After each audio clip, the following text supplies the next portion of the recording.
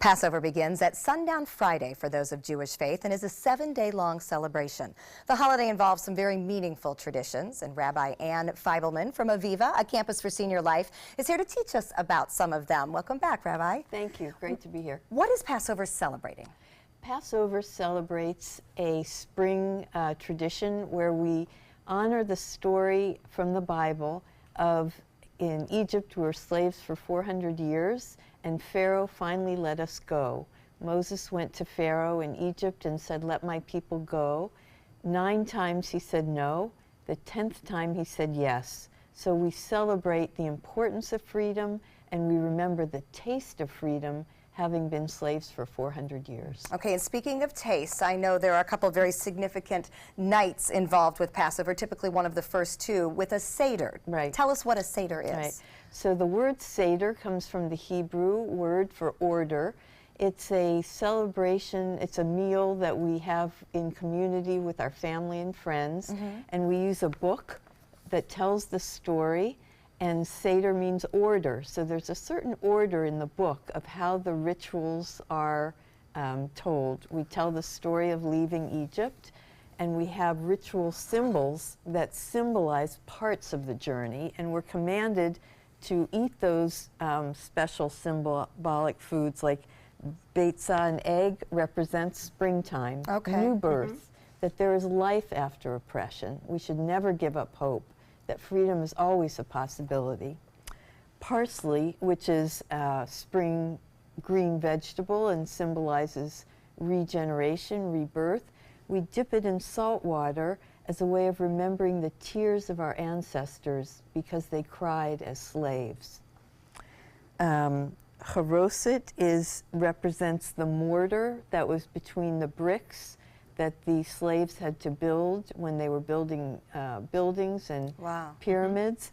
And it's kind of a mash of apples, dates, nuts, and it reminds us of the hard labor. Horseradish is a bitter herb. Not only does it clean out your nostrils, as you know, so that you can breathe well, but it is a reminder of the bitterness of oppression.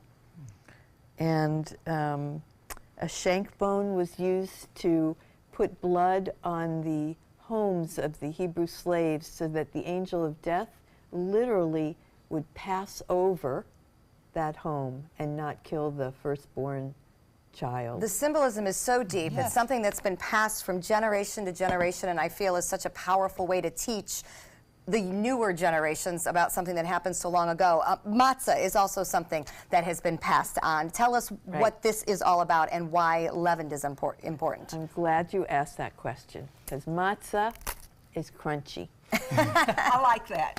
It is not soft, it has no leavening, and when Pharaoh finally said yes on the 10th try, we went back to our homes, lest he change his mind. We grabbed the dough in our kitchens before it had time to rise, and we ran into the desert. So that's why we eat this unleavened flat bread, to remind us that we were once slaves. Today we are free. We live in freedom.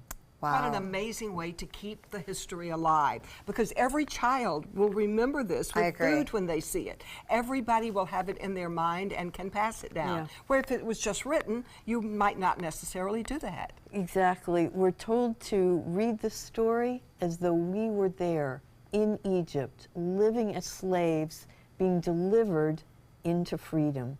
And every time we bite into this crumbling matzah, we taste freedom.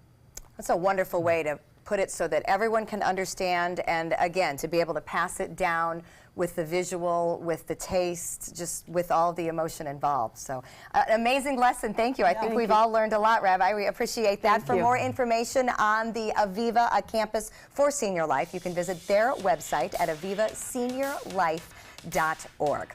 Coming up next, Linda is going to teach us all about her Australian adventure. I love that.